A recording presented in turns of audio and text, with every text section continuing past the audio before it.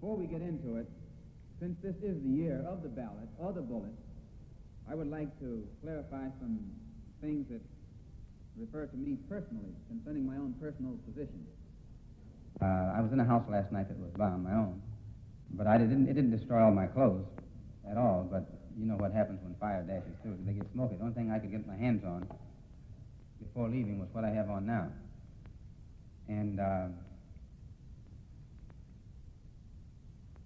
it isn't something that made me lose confidence in what I'm doing, because my wife understands, and I have children from this size on down, and even in their young age, they understand. I think they would rather have a father or brother, or whatever the situation may be, who will take a stand in the face of any kind of reaction from narrow-minded people, rather than to compromise and later on have to grow up in shame and in disgrace.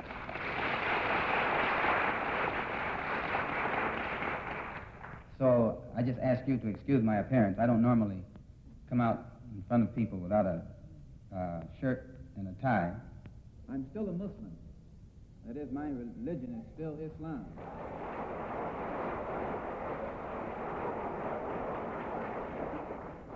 My religion is still Islam. I still credit Mr. Muhammad for what I know and what I am. He's the one who opened my eyes. And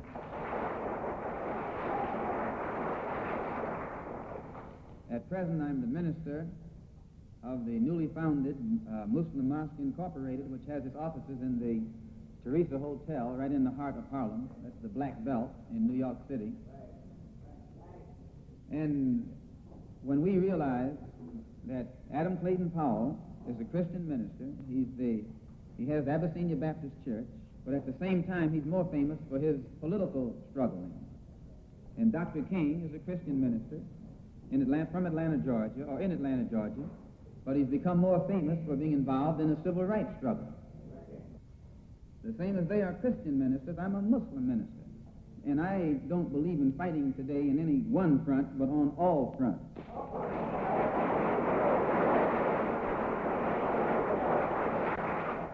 In fact, I'm a black nationalist freedom fighter.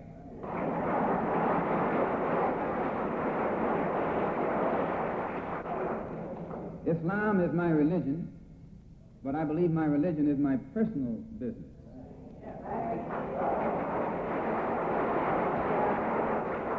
It governs my personal life, my personal morals, and my religious philosophy is personal between me and the God in whom I believe, just as the religious philosophy of these others is between them and the God in whom they believe. And this is best this way.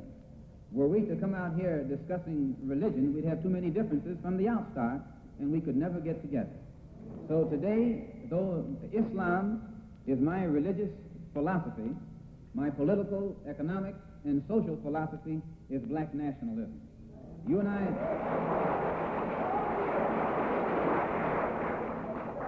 As I say, if we bring up religion, we'll have differences, we'll have arguments, we'll never be able to get together.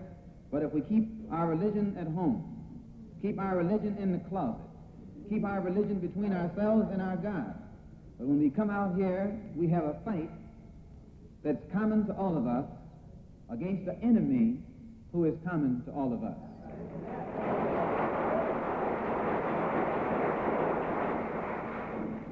The political philosophy of black nationalism only means that the black man should control the politics and the politicians in his own community.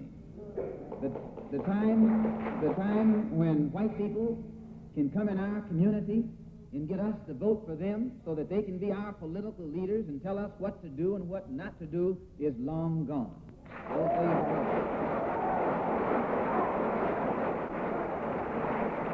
By the same token, the time when that same white man, knowing that your eyes are too far open, can send another Negro into the community, get you and me to support him so he can use him to lead us astray, those days are long gone.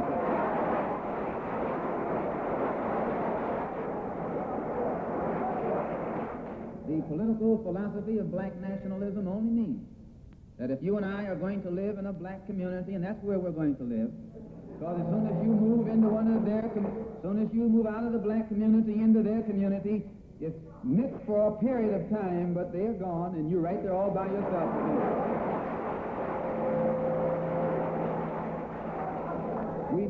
We must understand the politics of our community, and we must know what politics is supposed to produce. We must know what part politics play in our lives. And until we become politically mature, we will always be misled, led astray, or deceived or maneuvered into supporting someone politically who doesn't have the good of our community at heart. So the political philosophy of black nationalism only means that we will have to carry on a political program of re-education to open our people's eyes, make us become more politically conscious, politically mature. And then we will, whenever we get ready to cast our ballot, that ballot will be cast for a man of the community who has the good of the community at heart. And the economic philosophy of black nationalism only means that we should own and operate and control the economy of our community. You would never find, you can't open up a black store in a white community. White man won't even patronize you. And he's not wrong. He got sense enough to look out for himself. And you who don't have sense enough to look out for yourself.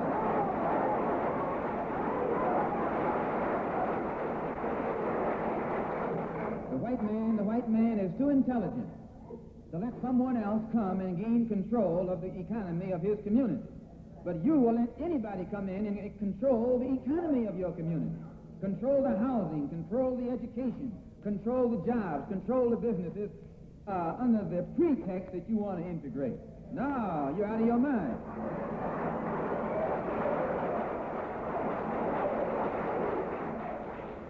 The economic philosophy of black nationalism only means that we have to become involved in a program of re-education to educate our people into the importance of knowing that when you spend your dollar out of the community in which you live, the community in which you spend your money becomes richer and richer. The community out of which you take your money becomes poorer and poorer. And because these Negroes who have been misled, misguided, are breaking their necks to take their money and spend it with the man is becoming richer and richer, and you're becoming poorer and poorer. And then what happens? The community in which you live becomes a slum. It becomes a ghetto. The conditions become run down. And then you have the audacity to complain about poor housing in a run-down community. Why, you run it down yourself when you take your dollar out.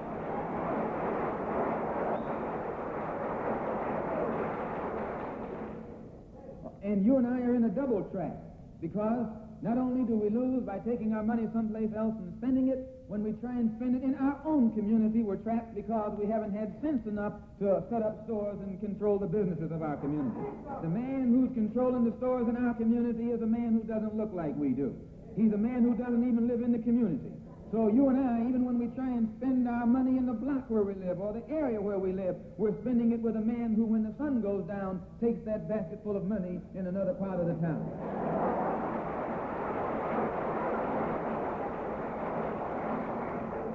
So we're trapped, double trapped, triple trapped. Anywhere we go, we find that we're trapped. And every kind of solution that someone comes up with is just another trap. But the political and economic philosophy of black nationalism, the economic philosophy of black nationalism shows our people the importance of setting up these little stores and developing them and expanding them into larger operations. Woolworths didn't start out big like they are today. They started out with a dime store and expanded and expanded and expanded until today they're all over the country and all over the world, and they're getting some of everybody's money. Now, this is what you and I in General Motors, the same way, didn't start out like it is.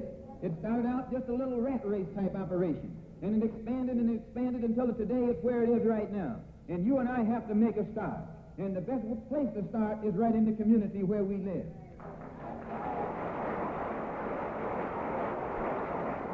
So our people not only have to be re-educated to the importance of supporting black business, but the black man himself has to be made aware of the importance of going into business. And once you and I go into business, we own and operate at least the businesses in our community. What we will be doing is developing a situation wherein we will actually be able to create employment for the people in the community. And once you can create some employment in the community where you live, it will eliminate the necessity of you and me having to act ignorantly and disgracefully, boycotting and picketing some cracker someplace else, trying to beg him for a job.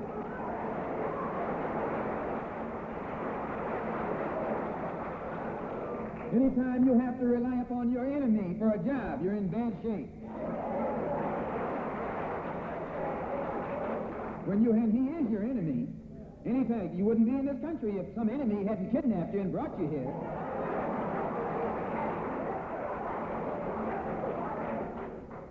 On the other hand, some of you think you came here on the Mayflower.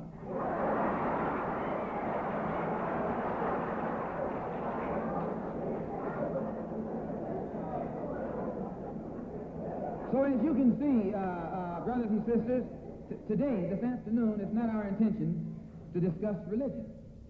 We're going to forget religion. If we bring up religion, we'll be in an argument. And the best way to keep away from arguments and differences, as I said earlier, put your religion at home, in the closet. Keep it between you and your God. Because if it hasn't done anything more for you than it has, you need to forget it anyway.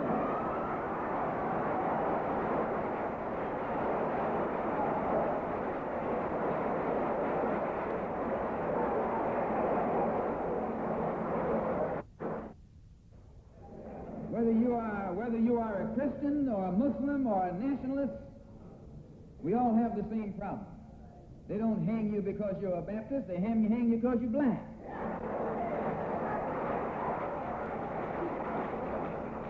They don't attack me because I'm a Muslim. They attack me because I'm black. They attack all of us for the same reason. All of us catch hell from the same enemy. We're all in the same bag, in the same boat. We suffer political oppression, economic exploitation, and social degradation. All of them from the same enemy. The government has failed us. You can't deny that. Anytime you live in the 20th century and you walking around here singing, "We shall overcome," the government has failed us.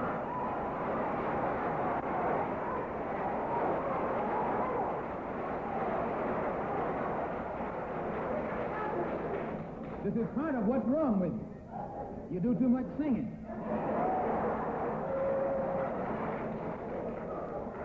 Today it's time to stop singing and start swinging.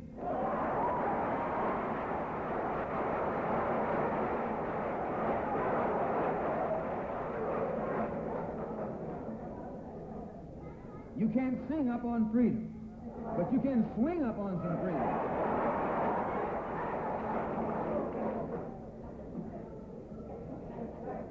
Cassius Clay can sing, but singing didn't help him to become the heavyweight champion of the world. Swinging helped him become the heavyweight.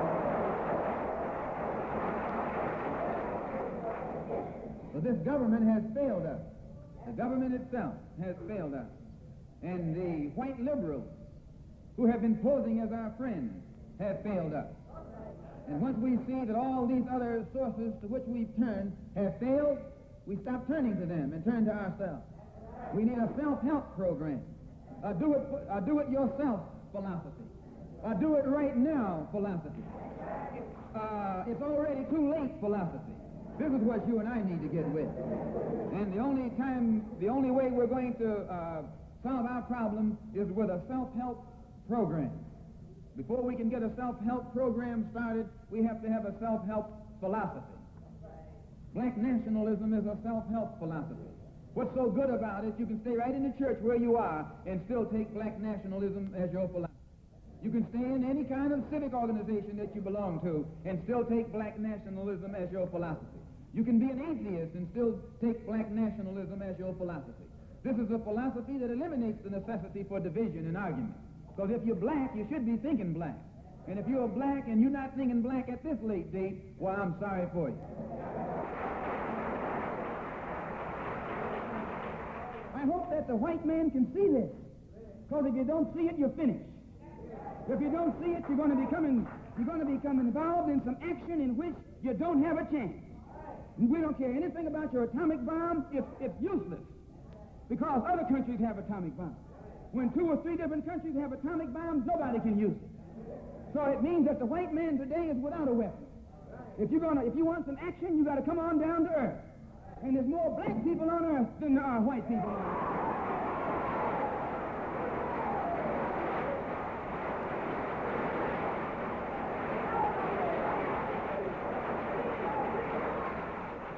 I only got a couple more minutes. the white man can never win another war on the ground.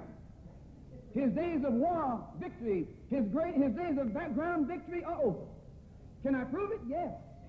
Take all the action that's going on this earth right now that he's involved in. Tell me where he's winning. Nowhere. Why, some rice eaters ran him out of Korea. Yes, they ran him out of Korea.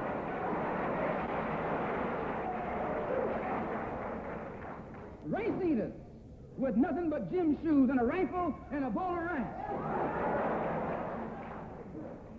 took him and his tanks and his napalm and all that other action he's supposed to have and ran him across the Yalu. Why? Because the day that he can win on the ground is past.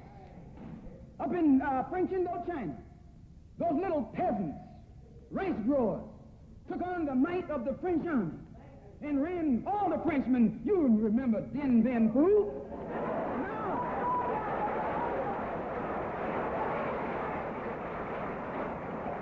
The same thing happened in Algeria, in Africa. They didn't have anything but a rifle. The French had all these highly mechanized instruments of warfare, but they put some guerrilla action on. And a white man can't fight a guerrilla warfare. Guerrilla action takes heart, takes nerve, and he doesn't have that.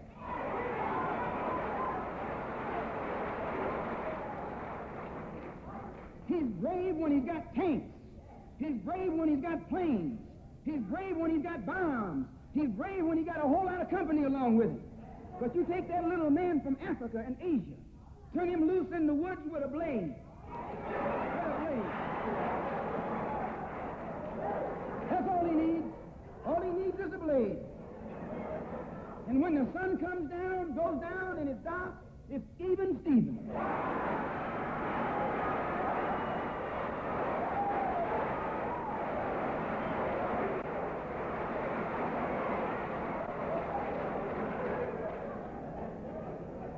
So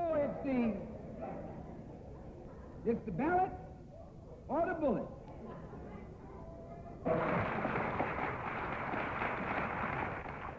And when we say this, the press calls us racist in reverse. Don't struggle only within the ground rules that the people you're struggling against has laid down. Why, this is insane. But it shows you how they can do it. They make with skillful manipulating of the press, they're able to make the victim look like the criminal, and the criminal look like the victim. Right now, in New York, we had a couple cases where police grabbed the brother and beat him unmercifully. But when it comes time for you and me to protect ourselves against lynchers, they tell us to be nonviolent.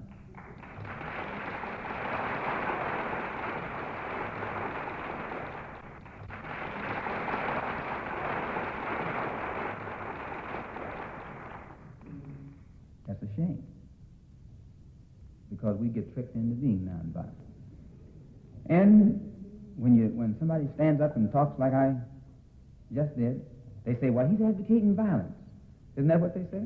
Every time you pick up your newspaper, you hear where one of these things has written into it that I'm advocating violence. And I have never advocated any violence. I've only said that black people who are the victims of organized violence perpetrated upon us by the Klan, the Citizens Council, and many other forms,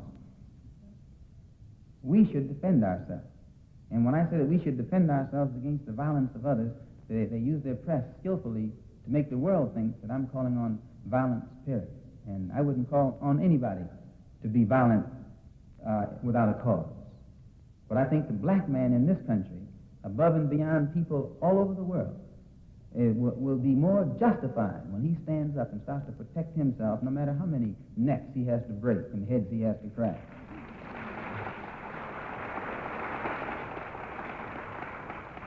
I saw in the paper where on the television where they took this black woman down in Selma, Alabama, and knocked her right down on the ground, dragging her down the street. You saw it. You're trying to pretend like you didn't see it because you knew you should have done something about it and didn't. It showed the sheriff and his henchmen throwing this black woman on the ground, and Negro men standing around doing nothing about it, saying, well, overcome them with our capacity to love. What kind of phrase is that? Overcome them with our capacity to love. And then it disgraces the rest of us because all over the world the picture is flashed showing a black woman with some white brutes with their knees on her, holding her down, and full-grown black men standing around watching it. Why, you are lucky they let you stay on earth, much less stay in the country. When I saw it, I dispatched a wire to Rockwell. Rockwell was one of the agitators down there. Rockwell, this Lincoln Rockwell.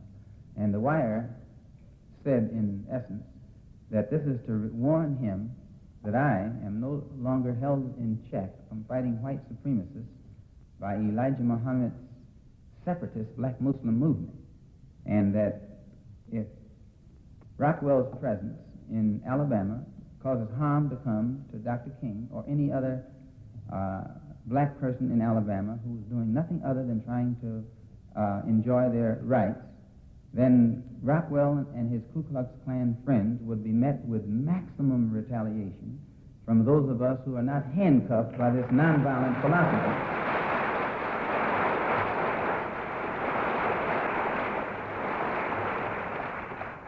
And I haven't heard from Rockwell since. And brothers and sisters, if you and I would just realize that once we learn to talk the language that they understand, they will then get the point. You can never reach a man if you don't speak his language. If a man speaks the language of brute force, you can't come to him with peace.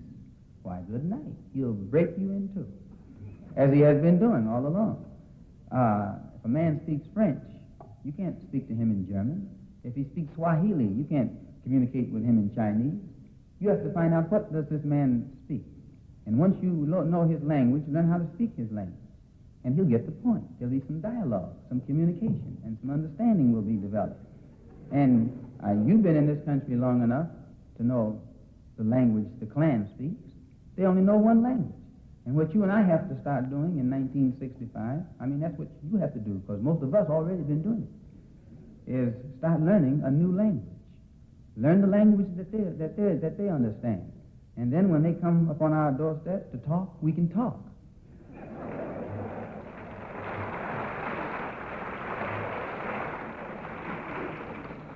And they will get the point.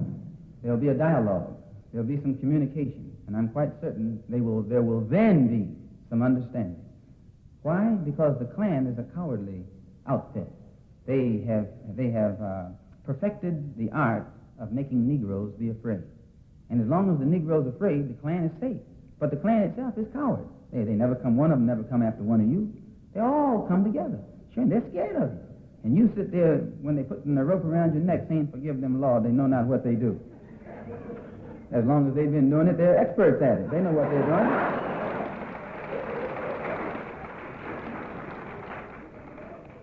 No, since the federal government has shown that it isn't going to do anything about it, but talk, then it is a duty. It's your and my duty as men, as human beings. It's our duty to our people to organize ourselves and let the government know that if they don't stop that Klan, we'll stop it ourselves. And then you'll see the government start doing something about it. But don't ever think that they're going to do it just on some kind of morality basis. No.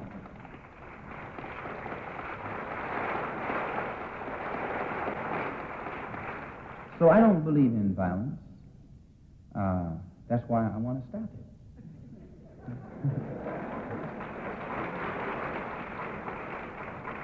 And you can't stop it with love. Not love of those things down there. No. So we only mean vigorous action in self-defense. And that vigorous action, we feel, we're justified in initiating by any means necessary. Now, the press, behind something like that, they call us racists and people of violence in reverse. This is how they psycho you. They make you think that if you try to stop the Klan from lynching you, you're practicing violence in reverse. Pick up on that. I hear a lot of you all parrot what the man says. You say, well, I don't want to be a Ku Klux Klan in reverse. Well, you if a criminal comes to rob your house, brother, with his gun, just because he got a gun and he's robbing your house, and he's a robber, it doesn't make you a robber because you grab your gun and run him out. No. See, the man is using some tricky logic on you. And he has absolutely got a Ku Klux Klan outfit that goes through the country frightening black people. Now, I say that it's time for black people to put together the type of action and unit that is necessary to pull the sheet off of them so they won't be frightening black people any longer. That's all. 22 million black victims of Americanism are waking up, and they're gaining a new political consciousness, becoming politically mature. And as they develop this political maturity, they're able to see the recent trends in these political elections. They see that the whites are so evenly divided that every time they vote, the race is so close, they have to go back and count the votes all over again. And which means that any block, any minority that has a block of votes that stick together is in a strategic position. Either way you go, that's who gets it.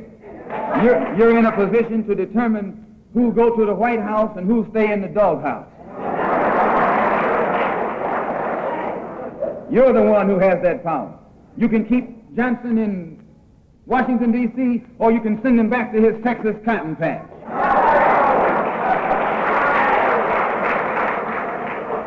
You're the one who sent Kennedy to Washington. You're the one who put the present Democratic administration in Washington, D.C. The whites were evenly divided. It was the fact that you threw 80% of your votes behind the Democrats that put the Democrats in the White House. When you see this, you can see that the Negro vote is the key factor. And despite the fact that you are in a position to be the determining factor, what do you get out of it? The Democrats have been in Washington, D.C. only because of the Negro vote. They've been down there 4 years. And all other legislation they wanted to bring up, they've brought it up and gotten it out of the way, and now they bring up you. And now they bring up you. You put them first, and they put you last. Because you're a chump.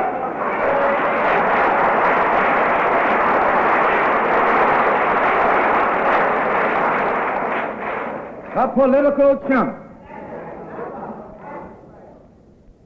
In Washington, D.C., in the House of Representatives, there are 257 who are Democrats. Only 177 are Republicans. In the Senate, there are 67 Democrats. Only 33 are Republicans. The party that you back controls 2/3 of the House of Representatives and the Senate, and still they can't keep their promise to you.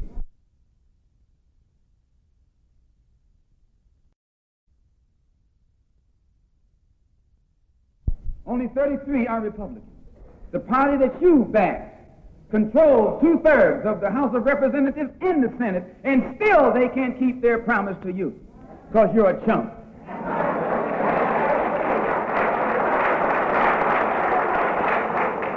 Anytime you throw your weight behind a political party that controls 2/3 of the government, and that party can't keep the promise that it made to you during election time, and you're dumb enough to walk around continuing to identify yourself with that party, you're not only a chump, but you're a traitor to your race.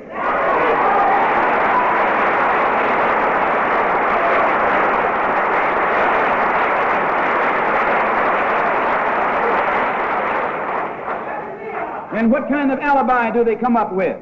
They try and pass the buck to the Dixiecrats. Now, back during the days when you were blind, deaf, and dumb, ignorant, politically immature, naturally you went along with that.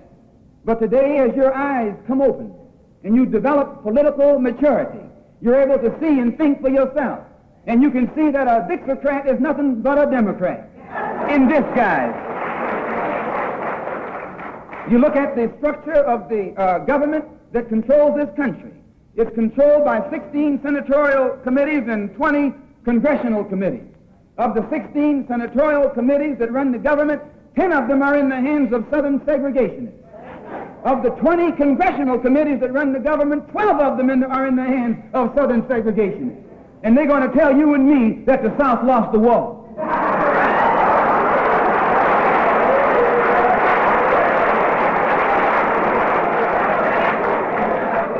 You today are in the hands of a government of segregationists. racists, white supremacists, who belong to the Democratic Party but disguise themselves as Dixiecrats. A Dixiecrat is nothing but a Democrat. Whoever runs the Democrats is also the father of the Dixiecrats. And the father of all of them is sitting in the White House.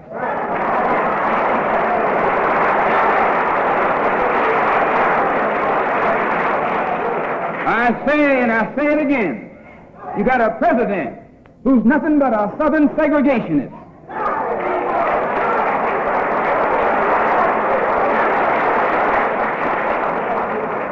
From the state of Texas. They'll lynch you in Texas as quick as they'll lynch you in Mississippi.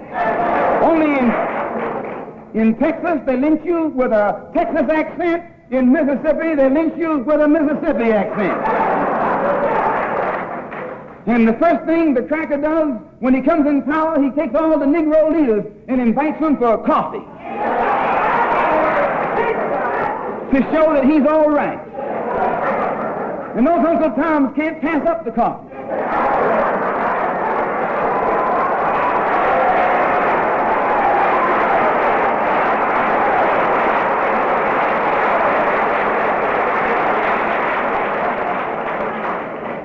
They come away from the coffee table telling you and me that this man is all right because he's from the South. And since he's from the South, he can deal with the South. And look at the logic that they're using. What about Eastland? He's from the South. Make him the president. If Johnson is a good man because he's from Texas, and being from Texas will enable him to deal with the South, Eastland can deal with the South better than Johnson. No, I say, you've been misled. You've been had. You've been took.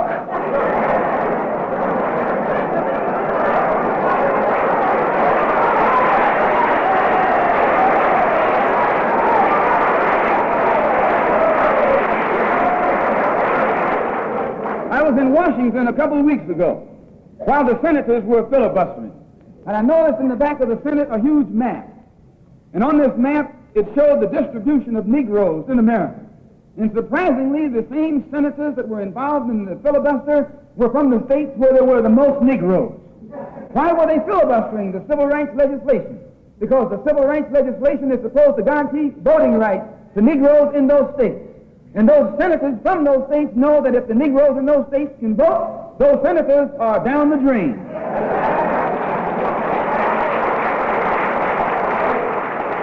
The representatives of those states go down the drain. And in the Constitution of this country, it has a stipulation wherein whenever the rights, the voting rights of people in a certain district are violated, then the representative who's from that particular district, according to the Constitution, is supposed to be expelled from the Congress. Now, if this particular aspect of the Constitution was enforced, why, you wouldn't have a cracker in Washington, D.C.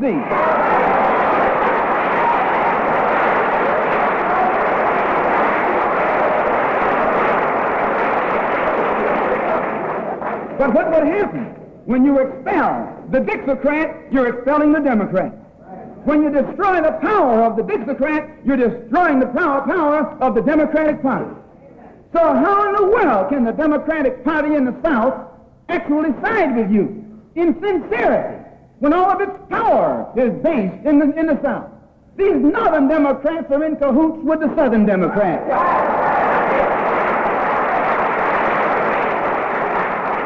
They're playing a giant con game, a political con game. You know how it goes. One of them comes to you and makes believe he's for you. And he's in cahoots with the other one that's not for you. Why? Because neither one of them is for you. But they got to make you go with one of them or the other. So this is a con game. And this is what they've been doing with you and me all these years.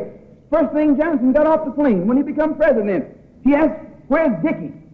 You know who Dickie is? Dickie is old Southern cracker Richard Russell. Look here. Yes. Lyndon B. Johnson's best friend is the one who is ahead, who's heading the forces that are filibustering civil rights legislation. You tell me, how in the hell is he going to be Johnson's best friend?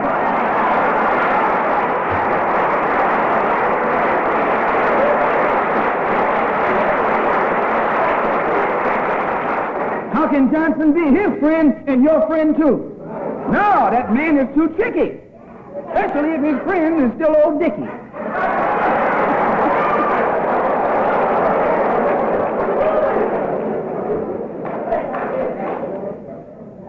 Whenever the Negroes keep the Democrats in power, they're keeping the Dixiecrats in power. This is true. A vote for a Democrat is nothing but a vote for a Dixiecrat. I know you don't like me saying that, but I'm not the kind of person who come here to say what you like. I'm going to tell you the truth whether you like it or not.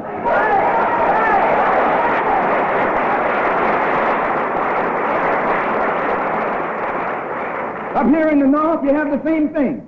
The Democratic Party don't do it. They don't do it that way. They got a thing that they call gerrymandering. They maneuver you out of power. Even though you can vote, they fix it so you're voting for nobody. They got you going and coming. In the South, they're outright political wolves. In the North, they're political foxes. A fox and a wolf are both canine. Both belong to the dog family.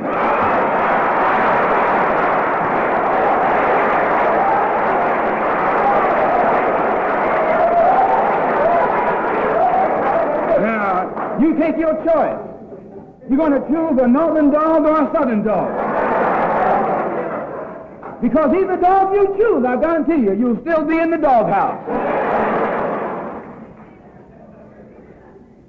This is why I say it's the ballot or the bullet.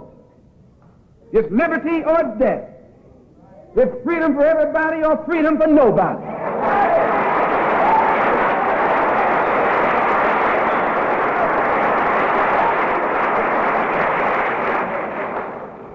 America today finds herself in a unique situation. Historically, revolutions are bloody. Oh, yes, they are. They haven't never had a bloodless revolution or a nonviolent revolution.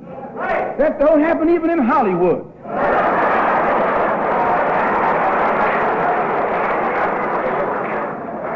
You don't have a revolution in which you love your enemy. And you don't have a revolution in which you're begging the system of exploitation to integrate you into it. Revolutions overturn systems. Revolutions destroy systems. A revolution is bloody. But America is in a unique position. She's the only country in history in a position actually to become involved in a bloodless revolution. The Russian Revolution was bloody. Chinese Revolution was bloody. French Revolution was bloody. Cuban Revolution was bloody. And there was nothing more bloody than the American Revolution. But today, this country can become involved in a revolution that won't take bloodshed. All she's got to do is give the black man in this country everything that's doing. Everything. Once you change your philosophy, you change your thought pattern. Once you change your thought pattern, you change your attitude. Once you change your attitude, it changes your behavior pattern. And then you go on into some action. As long as you got a sit-down philosophy, you'll have a sit-down thought pattern. And as long as you think that old sit-down thought, you'll be in some kind of sit-down action. They'll have you sitting in everywhere. It's not so good to refer to what you're going to do as a sit-in. That right there castrates you. What goes with it? Think of the image of someone sitting.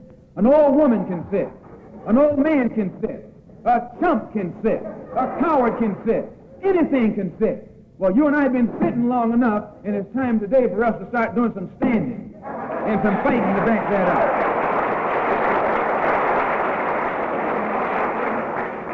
When we look at other parts of this earth upon which we live, we find that black, brown, red, and yellow people in Africa and Asia are getting their independence.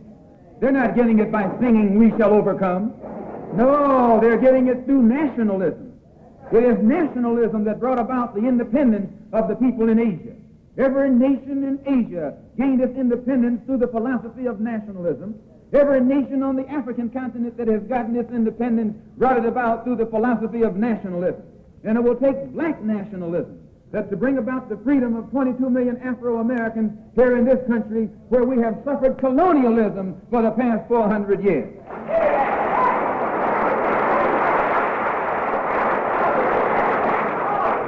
America is just as much a colonial power as England ever was. America is just as much a colonial power as France ever was. In fact, America is more so a colonial power than they, because she's a hypocritical colonial power behind it.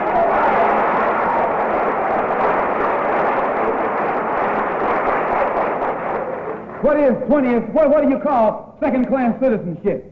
Why, that's colonization. Second-class citizenship is nothing but 20th century slavery. How are you going to tell me you're a second-class citizen? They don't have second-class citizenship in any other government on this earth. They just have slaves and people who are free. Well, this country is a hypocrite.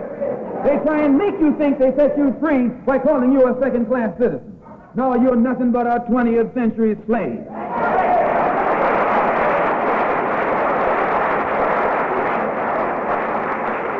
Just as it took nationalism to remove colonialism from Asia and Africa, it'll take black nationalism today to remove colonialism from the backs and the minds of 22 million Afro-Americans here in this country. Looks like it might be the year of the ballot or the bullet.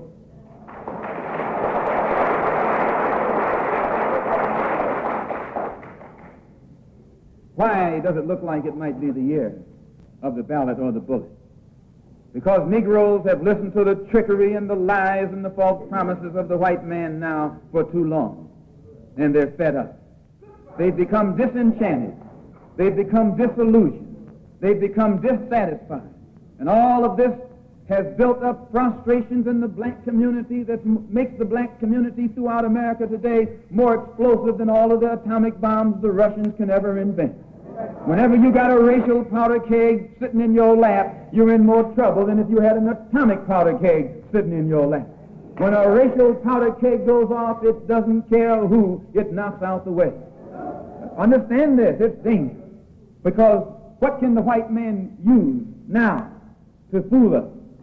After he put down that march on Washington, and you see all through that now, he tricked you, had you marching down to Washington. Yes.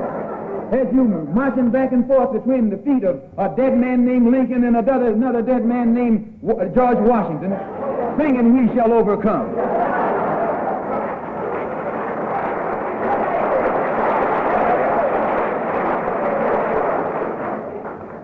He made a chump out of it. He made a fool out of it.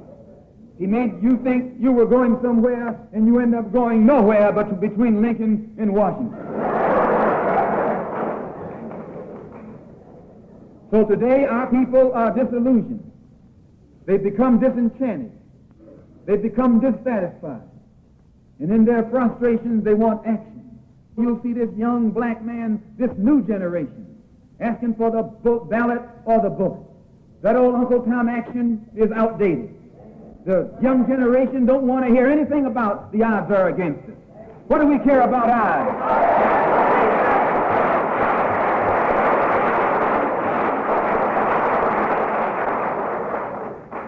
When this country here was first being founded, there were 13 colonies. The whites were colonized. They were fed up with this taxation without representation. So some of them stood up and said, liberty or death. So I went to a white school over here in Mason, Michigan. The white man made the mistake of letting me read his history book. He made the mistake of teaching me that Patrick Henry was a patriot.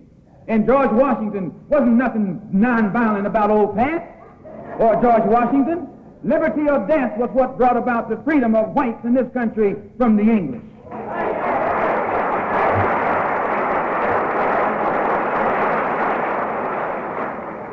They didn't care about the odds. Why, they faced the wrath of the entire British Empire. And in those days, they used to say that the British Empire was so vast and so powerful when the sun would never set on it. This is how big it was. Yet these 13 little scrawny states, tired of taxation without representation, tired of being exploited and oppressed and degraded, told that big British Empire, liberty or death. And here you have 22 million Afro-Americans, black people today, catching more hell than Patrick Henry ever saw.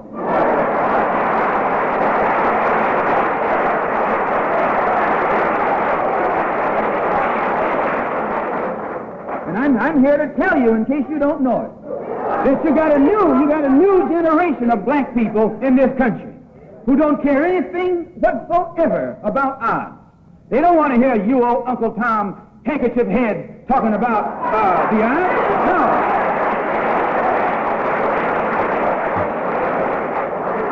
This is a new generation. If they're going to draft these young black men and send them over to Korea or South Vietnam to face 800 million Chinese,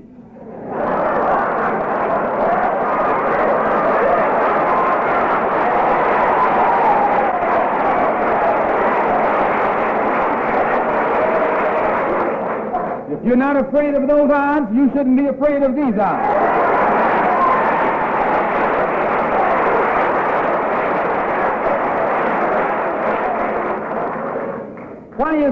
Why does this loom to be such an explosive political year? Because this is the year of politics. This is the year when all of the white politicians are going to come into the Negro community. You never see them until election time. You can't find them until election time. They're going to come in with false promises. And as they make these false promises, they're going to feed our frustration. And this will only serve to make matters worse. I'm no politician. I'm not even a student of politics. I'm not a Republican, nor a Democrat, nor an American, and got sense enough to know it.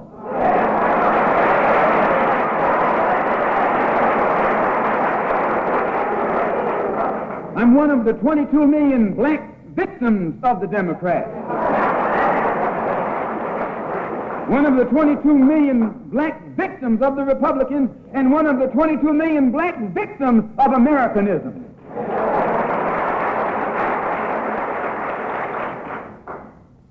And when I speak, I don't speak as a Democrat or a Republican, nor an American. I speak as a victim of America's so-called democracy. You and I have never seen democracy. All we've seen is hypocrisy.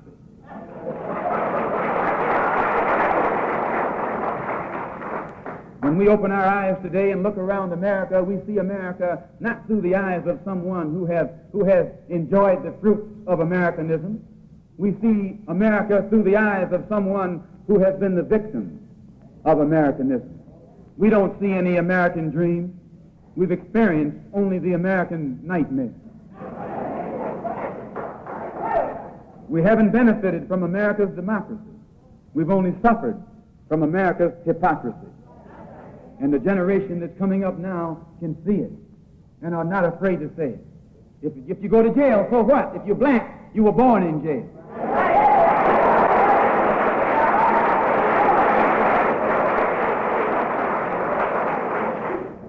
If you're black, you were born in jail.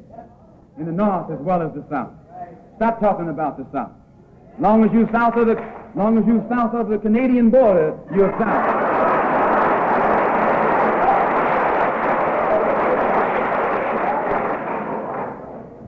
Don't call Governor Wallace a Dixie governor.